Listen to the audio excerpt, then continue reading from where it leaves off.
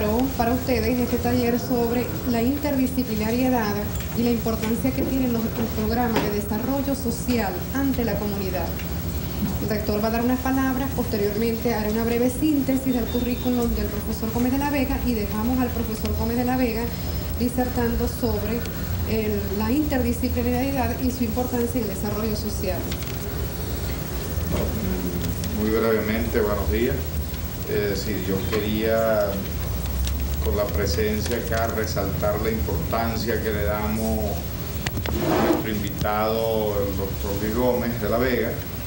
Ha venido trabajando con la DGPU y a pesar de que no estoy familiarizado así con su planteamiento y sus ideas, prometo leer esto que me acaba de obsequiar.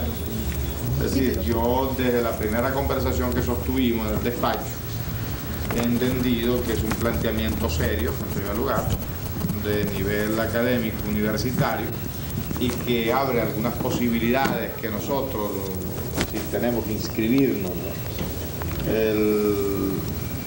Hemos tenido el empeño de que la Dirección General de Planificación no sea solamente, es decir, no se ocupe solamente del proyecto, del presupuesto, que tradicionalmente es lo que se ha ocupado, sino que de verdad sea, a partir del presupuesto, un plan de desarrollo de la universidad, de las políticas, y ahora con el montaje que se pretende de laboratorio de gestión, el tratar de hacer un seguimiento así apropiado, ¿no?, a las políticas y su implementación.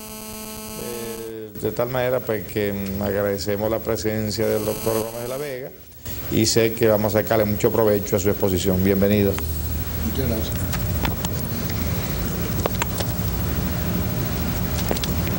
Bien, el doctor Luis Gómez de la Vega estudió en el Colegio La Salle. Desde temprana edad se dedicó sus esfuerzos a la investigación social, realizando proyectos dedicados al mejoramiento de la calidad de vida de las comunidades de su país. En este orden de ideas, organizó comunidades y vecindarios, realizó obras de gran importancia. Es fundador del Instituto de Investigaciones Integradas, el cual fue fundado en el año de 1979. Ha sido fundador y cofundador de diversos organismos de la investigación y la docencia, entre los cuales cabe destacar Universidad Nacional Experimental del Táchira y el Instituto Universitario Tecnológico de la región de los Andes. Autor originario de los estudios sobre método y metodología compleja, filosofía integralista, sistemática de la interdisciplinariedad, la tríada dialéctica para el desarrollo social y de la teoría general de integración de sistemas sociales. Ha asistido a varias docenas de congresos nacionales e internacionales como autor de ponencias y también como delegado por Venezuela. Entre ellos tenemos congresos internacionales de geografía en Río de Janeiro, Costa Rica, sindicalismo social en Montevideo, en Moscú. Actualmente coordina el Comité de Iniciación para el primer Congreso Mundial de Sistemática de la Interdisciplinaridad para el Desarrollo Social, que se efectuará en el año de 1996. Toda la obra de investigación cuenta con los registros de autor nacional e internacional. Nosotros le damos la más cordial bienvenida al doctor Luis Gómez de la Vega. Viene trabajando con nosotros, tal como lo dijo el rector, y estamos ahorita en una fase de mucha importancia en la cual no sembramos una gran expectativa, pero en la cual tenemos mucha confianza de que se va a efectuar, que va a ser el laboratorio de gestión como un método para la evaluación integral de la universidad. El doctor Luis Gómez de la Vega entonces va a iniciar entonces su programa. Gracias.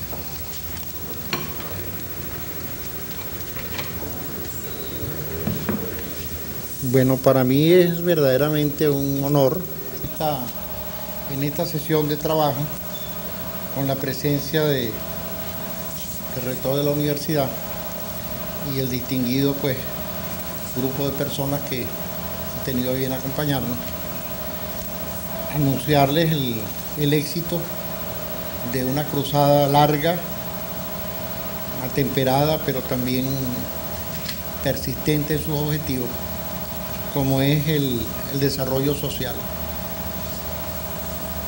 Pienso que el haber iniciado en 1959 esta investigación nos ha dado en el correr del tiempo una experiencia y un conocimiento que, sin ser nosotros muy bien dotados intelectualmente, sin ser eruditos de vanguardia, hemos podido atesorar, acumular conocimientos y experiencias suficientes para vislumbrar un futuro mejor, a pesar de las graves crisis que nos azotan y que tienden a acelerarse y a profundizarse aún mucho más.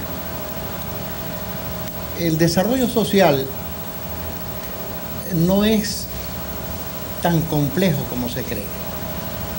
Lo que sucede es que las personas, en la medida en que ignoramos el ser y el estar y sus circunstancias, nos sentimos verdaderamente confusos, pero en la medida en que vamos adquiriendo conciencia de ese ser y de ese estar y de esas circunstancias en el espacio y el tiempo, vamos penetrando la verdad objetiva.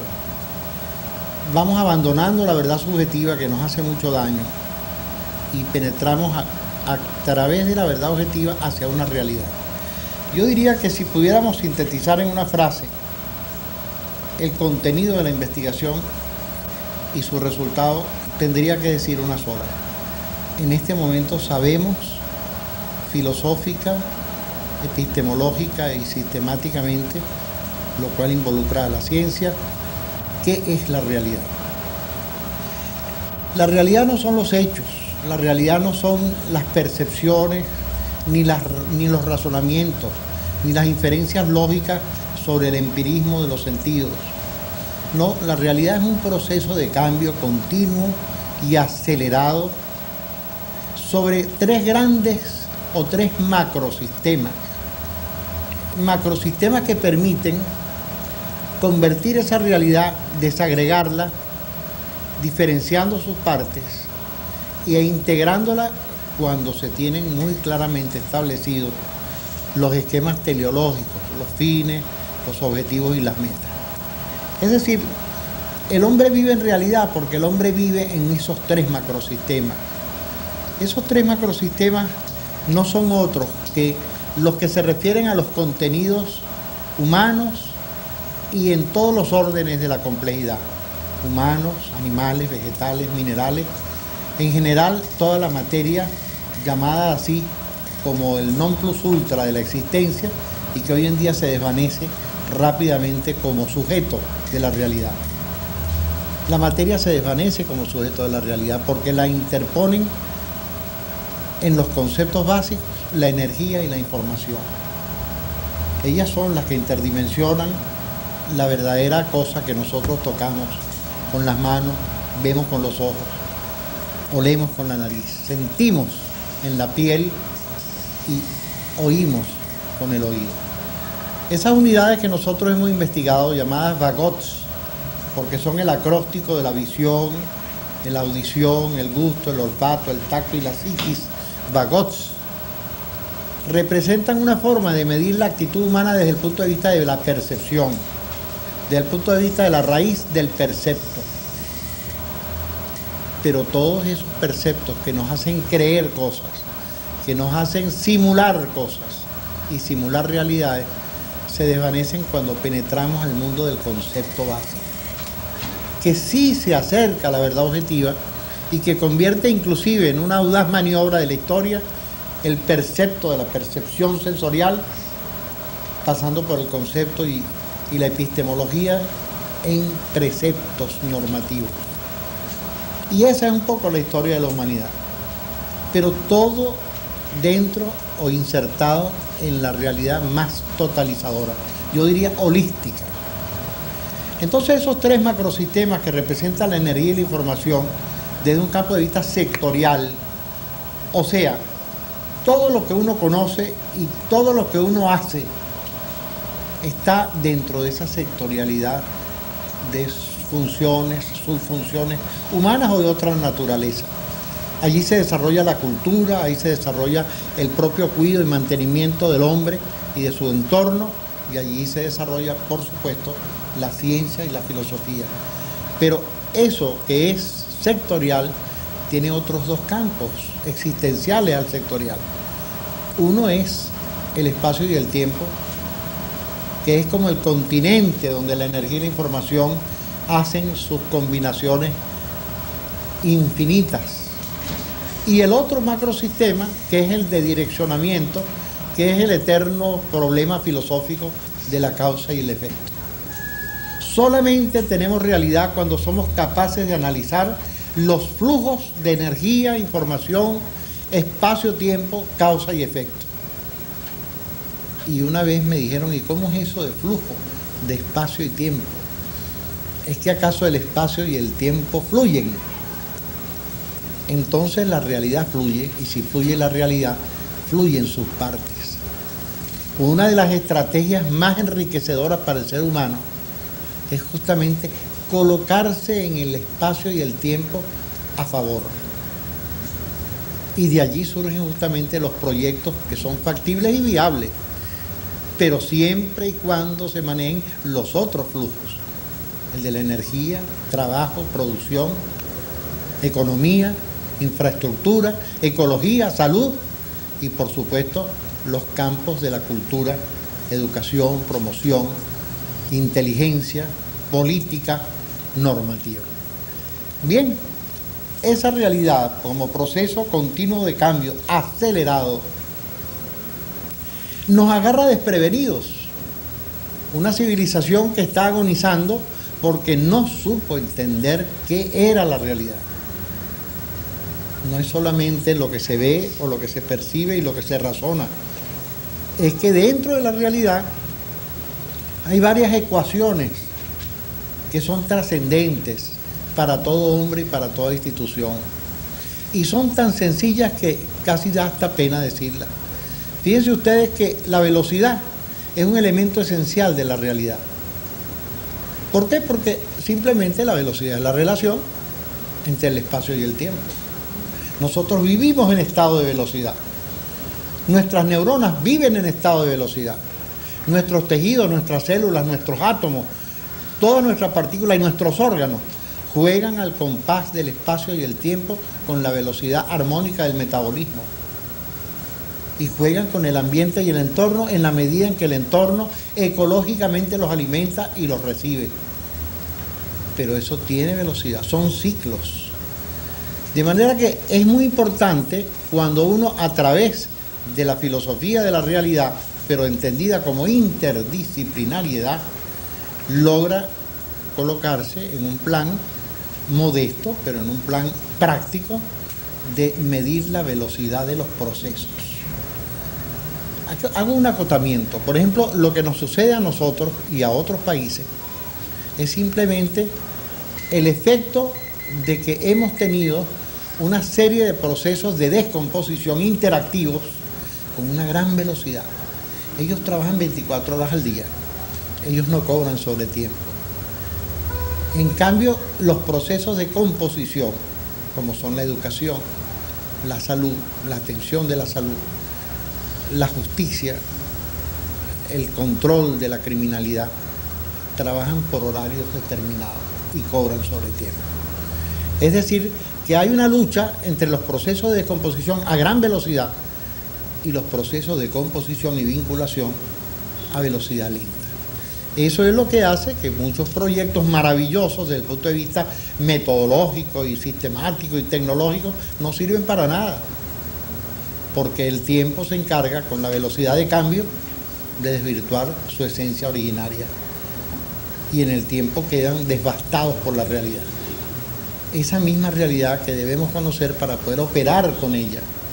De manera que la primera estrategia de todo ser humano, de toda institución, es saberse colocar dentro de sus diferentes órdenes sociales, porque son varios los órdenes, colocarse a favor del espacio y el tiempo o colocar el espacio y el tiempo a su favor, marcando muy bien las pautas teleológicas, los objetivos generales, específicos, las metas, marcándole los elementos factores, con quién, con qué, dónde, cuándo, cómo, para poder justamente trazar un eje de direccionamiento previsto, poniendo a favor los mismos elementos factores que componen la realidad. Entonces es un juego interesante porque cuando yo hablaba de los tres macrosistemas, hablaba de energía e información. Bueno, energía e información son los con quiénes y los con qué. Son las personas y las cosas. Infinito número de combinaciones se hacen a través de entender la velocidad de los flujos de información y energía con las personas y las cosas. Si usted divorcia por incapacidad intelectiva, por no relacionar las verdades objetivas, las personas por un lado, las cosas por otro, los objetivos por otro, los aspectos de mayor relevancia, pero de interés personal o institucional, y no toma en cuenta la realidad total y subtotal de cada proceso y de cada entorno, entonces simplemente, señor, usted está trabajando contra el tiempo, contra el espacio, contra los flujos de energía, y usted no puede triunfar. Puede tener éxitos momentáneos, pero no están dadas las condiciones para el éxito institucional permanente. Y sobre esa premisa de que la realidad es ese proceso de cambio y continuo y acelerado, la ciencia tiene que ceder sus posiciones sectoriales.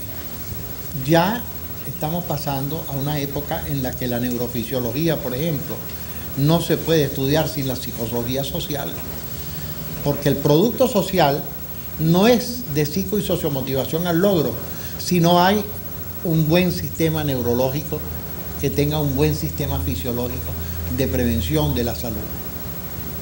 Es decir, se integran las ciencias del humanismo, se integran con las ciencias, inclusive con las ciencias exactas.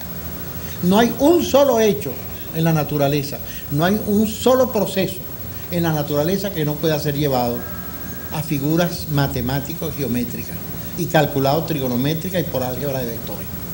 No hay uno solo que no se pueda representar. ¿Por qué? ¿Cuál es la pregunta que hacemos en este caso? ¿Cómo es posible que las matemáticas y la geometría del espacio puedan representar los hechos complejos de la parte social? ¿Es que acaso hay una fórmula mágica? ¿Acaso hay una cosa rara allí? No. Es que la realidad como proceso de cambio está representada por las distintas ciencias que no la han visto como representantes de una totalidad, se han visto como representantes de un sector. Han tratado de globalizar en un canal toda la verdad. Y no es posible, no es posible. De allí que estamos en presencia de una nueva época, totalmente nueva para la universidad. Ojalá que la universidad lo pueda entender, lo pueda acoger, aprender e ir desarrollando en el laboratorio de la vida, en el laboratorio vivencial de su propia región, los verdaderos cauces del éxito académico. Ese éxito académico no es la docencia, como bien se dice, no es la investigación, no es la extensión, es la convergencia sistemática del conocimiento transferido en conceptos básicos que forman hasta los perfiles curriculares a través de los contenidos analíticos y a través de los temas y las asignaturas y la búsqueda de personas capaces. No, es esa transferencia de conceptos y simultáneamente es la transferencia logística de las cosas que necesitan en el camino crítico del triunfo, el éxito. Es decir, que la transferencia de usos tiene que estar acompañada con velocidad de ciclos, o sea, a velocidad a diseño de institución, tiene que estar acompañando los proyectos. Y no termina allí. Hay tres relaciones fundamentales. La transferencia de conceptos, que viene haciendo así como una especie de investigación genérica de todas las cosas, traducida en ciencia. La investigación de los usos, que viene siendo como la transmisión de tecnología de aplicación. Y, por supuesto, la relación entre conceptos y usos. Y ese justamente es el ciclo que mide la velocidad de la universidad. ¿Cómo conceptualizar los usos? Y cómo utilizar los conceptos.